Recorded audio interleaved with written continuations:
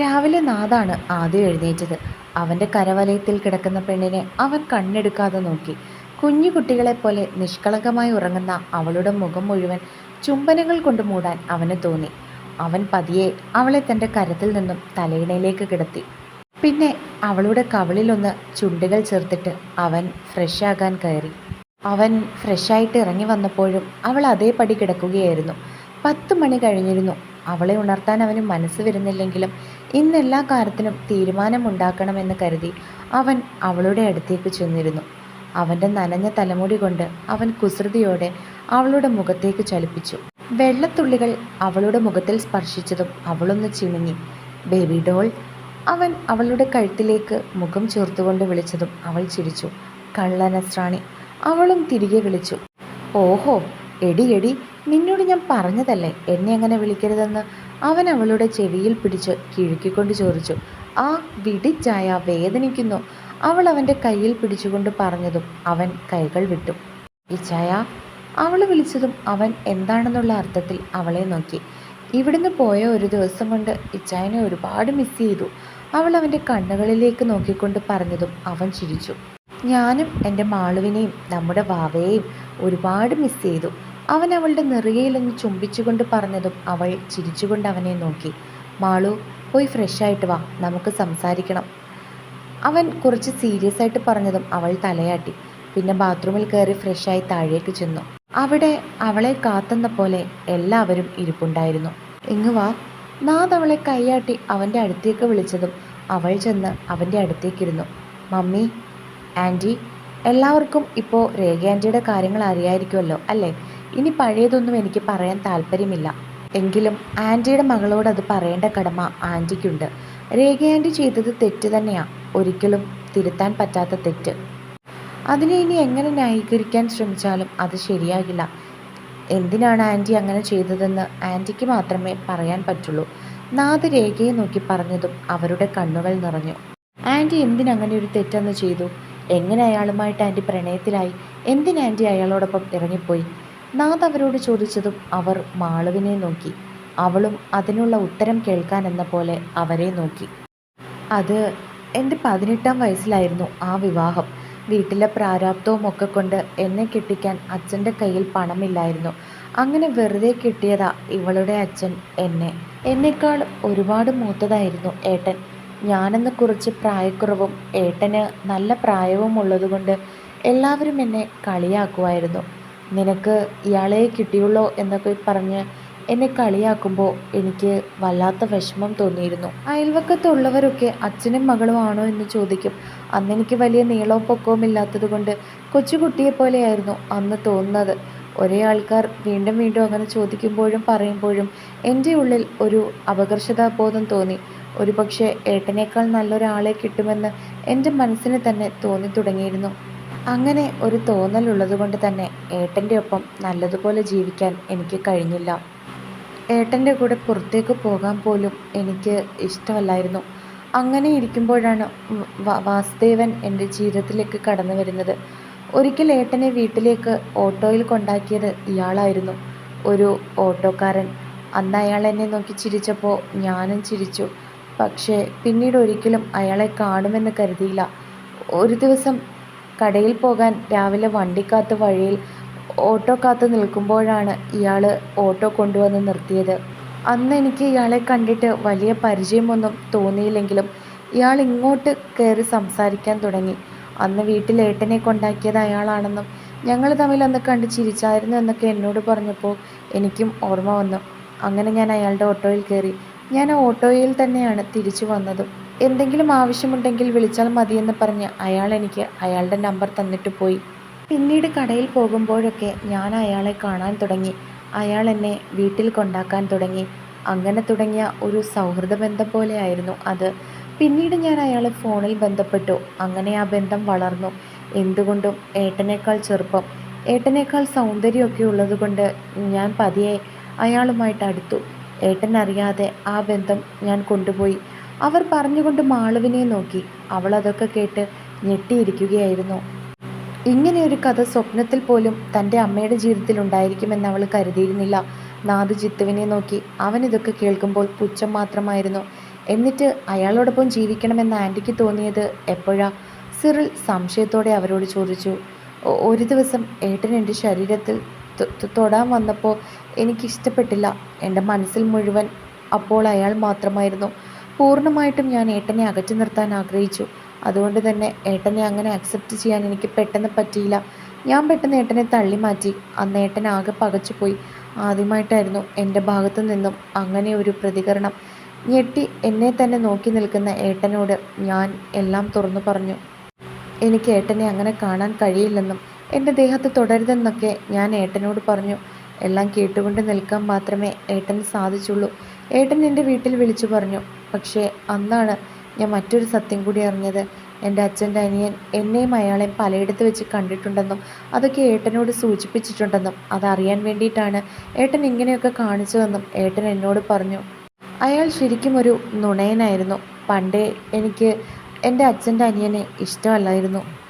ഞാൻ പലയിടത്ത് വെച്ച് വാസുദേവനോട് സംസാരിച്ചിട്ടുണ്ട്. പക്ഷേ അച്ഛൻ്റെ അനിയൻ അത് ഏട്ടനോട് പറഞ്ഞത് മറ്റൊരു രീതിയിലായിരുന്നു. അയാൾ ഒരു നുണയനാണെന്ന് ഏട്ടൻ അറിയാമായിരുന്നുവെങ്കിലും ഏട്ടൻ അതൊന്നും വിശ്വസിച്ചില്ല.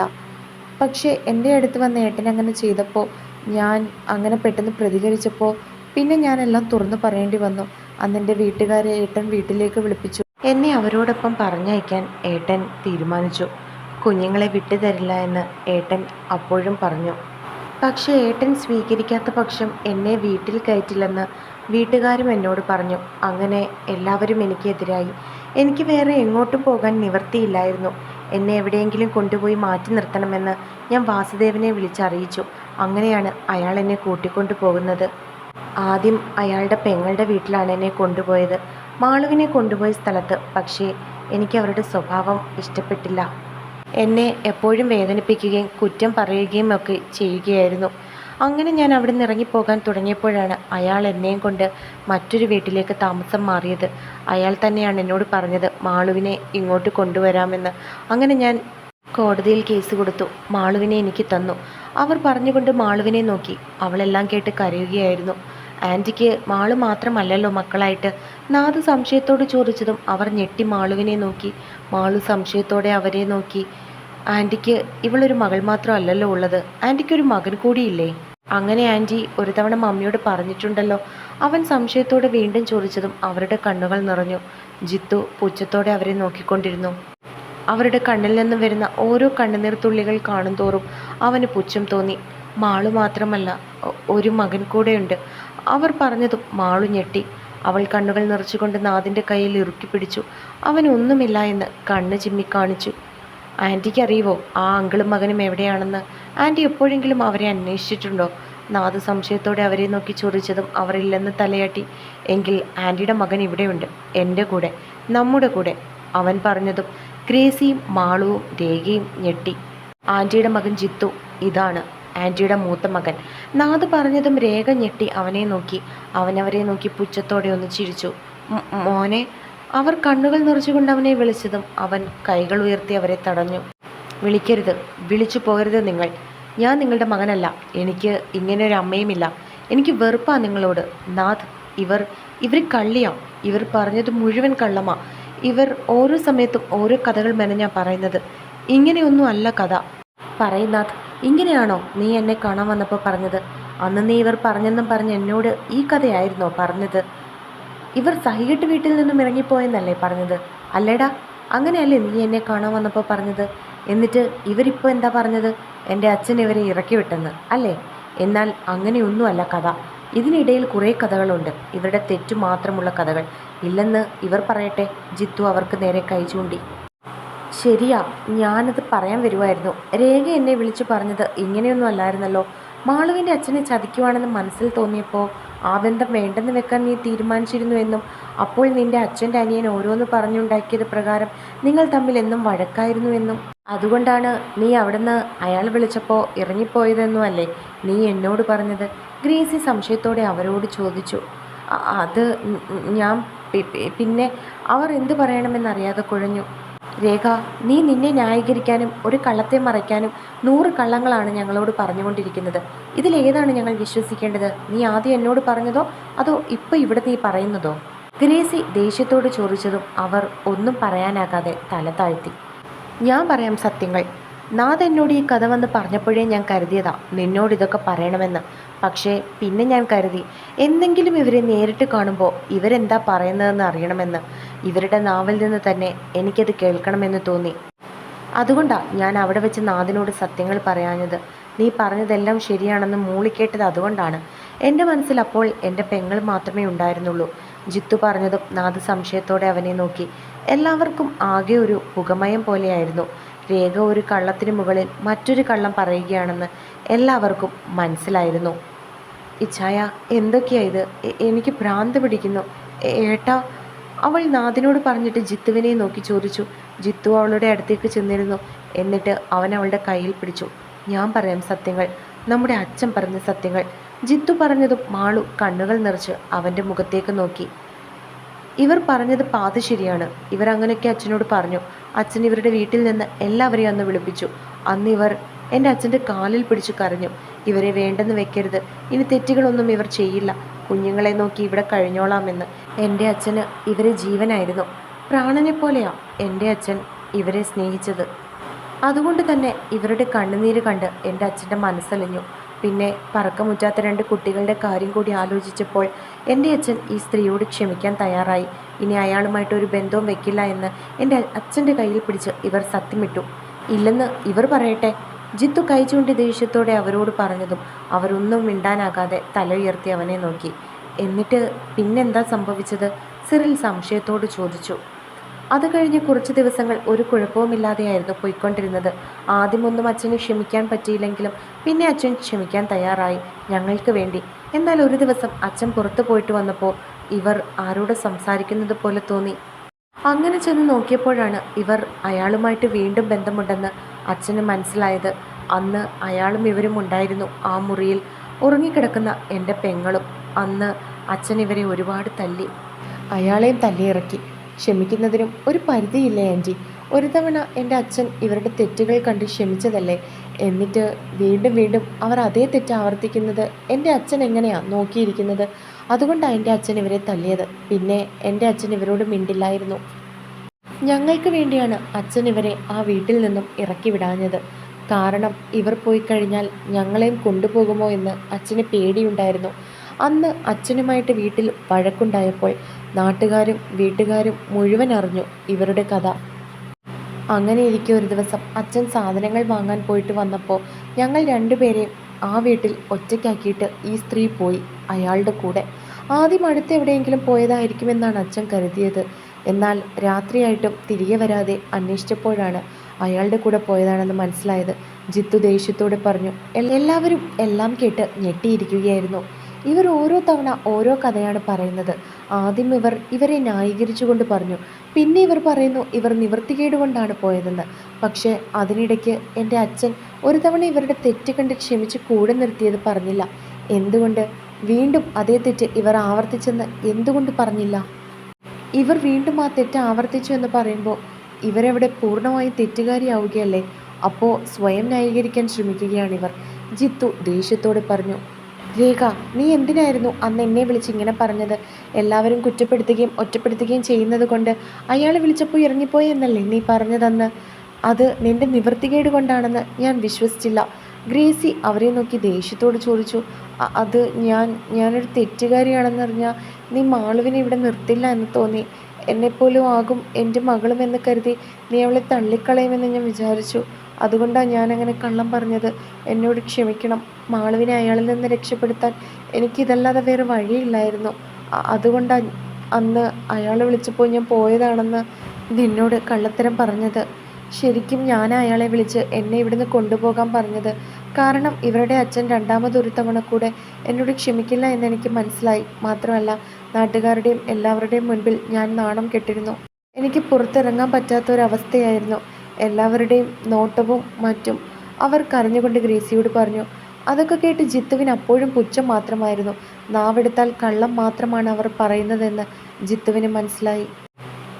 മോളെ, അവർ മാളുവിനെ നോക്കി വിളിച്ചതും മാളു ദേഷ്യത്തോടെ അവരെ നോക്കി. പിന്നെ ജിത്തുവിൻ്റെ നേർക്ക് തിരിഞ്ഞു. ഏട്ടാ, അവൾ കണ്ണുകൾ നിറച്ചുകൊണ്ട് ജിത്തുവിനെ നോക്കി വിളിച്ചതും ജിത്തുവിൻ്റെയും കണ്ണുകൾ നിറഞ്ഞിരുന്നു. പറ മോളെ, അവൻ അവളുടെ കവളിൽ കൈവച്ചുകൊണ്ട് പറഞ്ഞു. അവൾ ഒന്നും മിണ്ടാതെ അവനെ ഇറുക്കി പിടിച്ചു. അവനും കണ്ണുകൾ നിറച്ചുകൊണ്ട് അവളെ ചേർത്ത് പിടിച്ചു. രേഖയ്ക്ക് അത് നോക്കിയിരിക്കാൻ മാത്രമേ സാധിച്ചുള്ളൂ. കാരണം അവർ രണ്ടുപേരും അവരെ ഒന്ന് നോക്കിയത് കൂടിയില്ലായിരുന്നു. നമ്മുടെ അച്ഛനുണ്ടോ ഏട്ടാ? അവൾ കണ്ണുകൾ നിറച്ച് അവൻ്റെ നെഞ്ചിൽ നിന്നും തലയുയർത്തിക്കൊണ്ട് ചോദിച്ചതും അവനുണ്ടെന്ന് തലയാട്ടി. എന്നെ കൊണ്ടുപോകുമോ അച്ഛൻ്റെ അടുത്ത്? അവൾ അവൻ്റെ മുഖത്തേക്ക് നോക്കി നിറകണ്ണുകളോട് ചോദിച്ചു. കൊണ്ടുപോകാം. അതിനുവേണ്ടി തന്നെയാണ് ഞാൻ വന്നത്. നമ്മുടെ അച്ഛൻ്റെ മുൻപിൽ എനിക്ക് നിന്നെ കൊണ്ട് നിർത്തണം. അവൻ അവളുടെ കവിളിൽ കൈവച്ചുകൊണ്ട് പറഞ്ഞതും അവൾ പുഞ്ചിരിച്ചു. എല്ലാവരും അവരെ തന്നെ നോക്കുകയായിരുന്നു. നാദിൻ്റെ കണ്ണുകളും നിറഞ്ഞിരുന്നു. നാദ്, ഇന്ന് തന്നെ പോകണം. ഇനി ഒട്ടും താമസിക്കാൻ പാടില്ല. എനിക്ക് അച്ഛൻ്റെ മുൻപിൽ കൊണ്ടുചെന്ന് നിർത്തണം ഇവളെ. ജിത്തു നാദിനെ നോക്കി പറഞ്ഞതും അവൻ തലയാട്ടി. മാളു. രേഖ കണ്ണുകൾ നിറച്ചുകൊണ്ട് അവളെ വിളിച്ചു. വിളിക്കരുത്. ഞാനിപ്പോൾ അയാളെക്കാളും വെറുക്കുന്നത് അമ്മയാണ്. അമ്മ ഇനി എത്ര സ്വയം ന്യായീകരിക്കാൻ ശ്രമിച്ചാലും അമ്മ തന്നെയാണ് തെറ്റുകാരി. അമ്മയ്ക്ക് അമ്മയുടെ ജീവിതം തന്നെയായിരുന്നു വലുത്. ഞങ്ങളെപ്പറ്റി ഒരു ചിന്തയെങ്കിലും അമ്മയ്ക്ക് ഉണ്ടായിരുന്നുവെങ്കിൽ ഒരിക്കലും അമ്മ അതേ തെറ്റ് ആവർത്തിക്കില്ലായിരുന്നു. എൻ്റെ അച്ഛൻ ഒരു തവണ ആ തെറ്റ് ക്ഷമിച്ച് കൂടെ നിർത്തിയതല്ലായിരുന്നോ അമ്മയെ? എന്നിട്ട് വീണ്ടും ആ തെറ്റ് ആവർത്തിച്ചത് അമ്മ തന്നെയല്ലേ? അത് മാത്രമാണോ? ഞാൻ അമ്മയുടെ മകളല്ലേ? അമ്മ എന്നെ 10 മാസം വയറ്റിൽ ചുമന്ന് നൊന്ത് പ്രസവിച്ചതല്ലേ? അമ്മ തന്നെയല്ലേ ഇവിടെ വിളിച്ചിട്ട് ആൻറ്റിയോട് പറഞ്ഞത് അയാൾ എന്നെ മകളായിട്ടല്ല കാണുന്നതെന്ന്? ഞാൻ കൊച്ചു കുട്ടിയൊന്നും അല്ലായിരുന്നല്ലോ. അമ്മയ്ക്ക് ഒരു വാക്ക് എന്നോട് പറഞ്ഞാൽ പോരായിരുന്നോ? അയാൾ എന്നെ ചേർത്ത് പിടിക്കുമ്പോൾ എനിക്ക് ഒരച്ഛൻ പിടിക്കുന്നത് പോലെ തോന്നിയിട്ടുള്ളൂ. അയാൾ എൻ്റെ അച്ഛനല്ല എന്ന് എനിക്ക് ഒരു ഇച്ചിരിയെങ്കിലും ധാരണ ഉണ്ടായിരുന്നുവെങ്കിൽ അയാൾ എൻ്റെ ദേഹത്ത് തൊടാൻ ഞാൻ സമ്മതിക്കില്ലായിരുന്നു. അവിടെയും അമ്മയ്ക്ക് അമ്മയുടെ സ്വാർത്ഥത തന്നെയായിരുന്നു വലുത്. അതുകൊണ്ടല്ലേ ആ സത്യങ്ങളൊന്നും അമ്മ എന്നോട് പറയാഞ്ഞത്? അയാൾ എന്നെക്കൊണ്ട് ആ 2ാം കെട്ടുകാരനെ വിവാഹം കഴിപ്പിച്ചാൽ പോലും അമ്മ ഒന്നും മിണ്ടില്ലായിരുന്നു. അപ്പോഴും അമ്മ അത് തന്നെ നോക്കിക്കൊണ്ട് നിന്നേനെ. എനിക്കിനി ഒന്നും അമ്മയോട് പറയാനില്ല. എനിക്കെൻ്റെ അച്ഛനെ കാണണം. എനിക്ക് ജന്മം നൽകിയ എൻ്റെ അച്ഛൻ്റെ അടുത്തേക്ക് എൻ്റെ ഏട്ടൻ്റെയും ഇച്ചായൻ്റെയും ഒപ്പം ഞാൻ പോവുകയാണ്. ഇത്രയും നാൾ അമ്മ അമ്മയുടെ സന്തോഷവും ജീവിതവും തന്നെയല്ലേ നോക്കിയത്? ഇനി അങ്ങോട്ടും അമ്മ സ്വയം അങ്ങനെ തന്നെ ജീവിച്ചാൽ മതി. അവൾ ദേഷ്യത്തോടെ അവരെ നോക്കിക്കൊണ്ട് പറഞ്ഞു. അപ്പോഴും തൻ്റെ മക്കളുടെ മുൻപിൽ തല താഴ്ത്തി നിൽക്കാൻ മാത്രമേ ആ അമ്മയ്ക്ക് സാധിച്ചിരുന്നുള്ളൂ. തിരികെ താനിനി എന്തു പറഞ്ഞാലും അത് സ്വയന്യായീകരണം മാത്രമായിരിക്കുമെന്ന് അവർക്ക് തോന്നി. അവർ അന്ന് വൈകിട്ട് തന്നെ ജിത്തുവിൻ്റെ നാട്ടിലേക്ക് പോകാൻ തീരുമാനിച്ചു. ജിത്തു രേഖയോടൊന്നും സംസാരിക്കാൻ പോയില്ല. രേഖയ്ക്കും അവനോട് സംസാരിക്കാൻ പറ്റുന്നില്ലായിരുന്നു. തൻ്റെ 2 മക്കളും തന്നെ ഇനി ഒരിക്കലും സ്നേഹിക്കില്ല എന്ന് അവർക്ക് മനസ്സിലായി. മക്കൾക്ക് ഒരിക്കലും പൊറുക്കാൻ പറ്റാത്ത തെറ്റാണ് താൻ ചെയ്തതെന്ന് അവർക്ക് ബോധ്യപ്പെട്ടിരുന്നു. താൻ ഇനി എന്തൊക്കെ പറഞ്ഞ് സ്വയം ന്യായീകരിക്കാൻ ശ്രമിച്ചാലും അവരുടെ മുൻപിൽ അങ്ങനെയൊരു തെറ്റുകാരി ആയ അമ്മയായിട്ട് തന്നെ മാറുമെന്ന് അവർക്ക് മനസ്സിലായി. നാദിനും സിറിലിനും ഗ്രേസിക്കും ഒന്നും പറയാൻ പറ്റാത്ത അവസ്ഥയായിരുന്നു. കാരണം തെറ്റ് മുഴുവൻ രേഖയുടെ കയ്യിലാണെന്ന് അവർക്ക് നന്നായിട്ട് മനസ്സിലായി. ഇനി തീരുമാനമെടുക്കേണ്ടത് ജിത്തുവും മാളുവുമാണെന്ന് അവരും പറഞ്ഞു. മക്കളായ അവർ എന്ത് തീരുമാനിച്ചാലും അവരുടെ കൂടെ കാണുമെന്ന് നാദും ഗ്രേസിയും അവരോട് പറഞ്ഞു. പക്ഷെ അവർക്ക് 2 പേർക്കും രേഖയെ മനസ്സുകൊണ്ട് ആക്സെപ്റ്റ് ചെയ്യാൻ സാധിക്കുന്നില്ലായിരുന്നു. ഉച്ചയ്ക്ക് ഫുഡ് കഴിക്കാൻ നേരവും ജിത്തുവും മാളും അവരെ നോക്കുന്നത് കൂടിയില്ലായിരുന്നു. അവർ ഭക്ഷണം പാതി വഴിയിൽ ഉപേക്ഷിച്ച് പോകാൻ തുടങ്ങിയതും ഗ്രേസി അവരെ ബലമായിട്ട് അവിടെ പിടിച്ചിരുത്തി. ഉച്ചയ്ക്ക് ഫുഡ് കഴിഞ്ഞിട്ട് കിടക്കാൻ പോയതായിരുന്നു മാളു. കണ്ണിലോട്ട് മയക്കം പിടിച്ചതും ആരോ തൻ്റെ കാലിൽ സ്പർശിക്കുന്നത് പോലെ അവൾക്ക് തോന്നിയതും അവൾ കണ്ണുകൾ തുറന്നു നോക്കി. രേഖ അവളുടെ കാലിൽ പിടിച്ച് കരയുകയായിരുന്നു. അത് കണ്ടതും ഏതൊരു മകളെപ്പോലെയും അവളുടെ മനസ്സ് പിടഞ്ഞു. അവർ കരയുന്നത് കണ്ട് അവളുടെ കണ്ണുകളും ഒരു നിമിഷം നിറഞ്ഞു. അവൾ കട്ടിലിൽ പതിയെ എഴുന്നേറ്റിരുന്നതും അവർ കണ്ണുകൾ ഉയർത്തി അവളെ നോക്കി. മാളു. അവർ ദയനീയമായി മാളുവിനെ വിളിച്ചു. അമ്മ, എനിക്ക് പറയാനുള്ളതെല്ലാം ഞാൻ താഴെ വെച്ച് പറഞ്ഞതല്ലേ? പിന്നെയും എന്തിനാ അമ്മ എൻ്റെ അടുത്തേക്ക് വരുന്നത്? അവൾ സംശയത്തോടെ അവരെ നോക്കി ചോദിച്ചതും അവർ ദയനീയമായി അവളെ നോക്കി കണ്ണുകൾ നിറച്ചു. മോളെ, ഞാൻ ചെയ്തതൊക്കെ അംഗീകരിക്കാൻ പറ്റാത്ത തെറ്റ് തന്നെയാണ്. ഇന്ന് ആ തെറ്റ് ചെയ്തതിൽ ഏറ്റവും കൂടുതൽ വേദനിക്കുന്നതും ഞാൻ തന്നെയാണ്. എന്നോട് ക്ഷമിക്കണം. എനിക്ക് ഒരവസരം കൂടി മക്കൾ തരണം. നീ പറഞ്ഞാൽ മോൾ കേൾക്കും. അവൻ എന്നെ ഒന്ന് നോക്കിയിട്ട് കൂടിയില്ല. എത്ര വർഷം കഴിഞ്ഞാണെന്നറിയോ അവനെ ഞാൻ കാണുന്നത്? അവനെപ്പറ്റി ചിന്തിക്കാത്ത ഒരു ദിവസം പോലും എൻ്റെ മനസ്സിൽ കൂടി ഇന്നേ വരെ കടന്നു പോയിട്ടില്ല. പക്ഷേ ഇത്രയും വർഷങ്ങൾക്കിപ്പുറം എൻ്റെ മകനെ കണ്ടിട്ട് തിരിച്ചറിയാൻ പോലും പറ്റാത്തൊരു പാപിയായ സ്ത്രീയായിപ്പോയി ഞാൻ. എനിക്ക് നിങ്ങളൊക്കെ അല്ലാതെ ആരുമില്ല. മോള് ഈ അമ്മയോട് ക്ഷമിക്കണം. അവർ അവൾക്ക് മുൻപിൽ കൈകൂപ്പിക്കൊണ്ട് പറഞ്ഞു. ഏട്ടൻ അമ്മയോട് ക്ഷമിക്കുമെങ്കിൽ ഞാനും ക്ഷമിക്കും. തെറ്റ് ചെയ്ത അമ്മയേക്കാൾ ഒരുപക്ഷെ അനുഭവിച്ചത് എൻ്റെ അച്ഛനായിരിക്കും. അത് ഏട്ടന് മാത്രമേ അറിയുള്ളൂ. അതുകൊണ്ട് ഏട്ടൻ അമ്മയോട് ക്ഷമിക്കുമെങ്കിൽ ഞാനും ക്ഷമിക്കാം. അല്ലാതെ അമ്മ എൻ്റെ അടുത്ത് വരണ്ട. അവൾ പറഞ്ഞതും അവർ നിസ്സഹായതയോടെ അവളെ നോക്കി. പിന്നെ ഒന്നും മിണ്ടാതെ കണ്ണുകൾ തുടച്ചിട്ട് ഇറങ്ങി. വൈകിട്ട് അച്ഛനെ കാണാൻ പോകാൻ റെഡിയാകുവാണ് മാളു. മാളു. നാഥ് അവളെ വിളിച്ചതും അവൾ എന്താണെന്നുള്ള അർത്ഥത്തിൽ അവനെ തിരിഞ്ഞു നോക്കി. നിനക്ക് രേഖ ആൻറ്റിയോട് ദേഷ്യമാണോ, അതോ ഇതൊക്കെ മറച്ചു വെച്ചതിലുള്ള സങ്കടമാണോ? അവൻ സംശയത്തോടെ അവളോട് ചോദിച്ചു. അറിയില്ല ചായ. എനിക്ക് അമ്മയോട് ദേഷ്യമാണോ സങ്കടമാണോ പരിഭവമാണോ എന്നൊന്നും എനിക്കറിയില്ല. ആകെ ഒരു മരവിപ്പ് മാത്രമാണിപ്പോൾ. അവൾ അവനെ നോക്കി കണ്ണുകൾ നിറച്ചുകൊണ്ട് പറഞ്ഞു. സാരമില്ല, അതിനി വിഷമിക്കണ്ട. ഞാൻ വെറുതെ ചോദിച്ചു എന്നേ ഉള്ളൂ. അച്ഛനെ കാണാൻ പോകുകയല്ലേ, ഹാപ്പി ആയിട്ടിരിക്കുക കേട്ടോ. അവൻ അവളുടെ കണ്ണുകൾ തുടച്ചു കൊടുത്തുകൊണ്ട് പറഞ്ഞതും അവൾ തലയാട്ടി. അവൻ അവളുടെ നെറ്റിയിലൊന്ന് അമർത്തി ചുംബിച്ചു. ടാബ്ലറ്റൊക്കെ എടുത്തു വെച്ചിട്ടുണ്ടല്ലോ അല്ലേ? അവൻ സംശയത്തോട് ചോദിച്ചു. ഉണ്ടിച്ചായ. അവൾ അവനെ നോക്കി മറുപടി പറഞ്ഞു. എങ്കിൽ വാ. അവൻ പറഞ്ഞതും അവൾ തലയാട്ടിക്കൊണ്ട് അവൻ്റെ ഒപ്പം നടന്നു.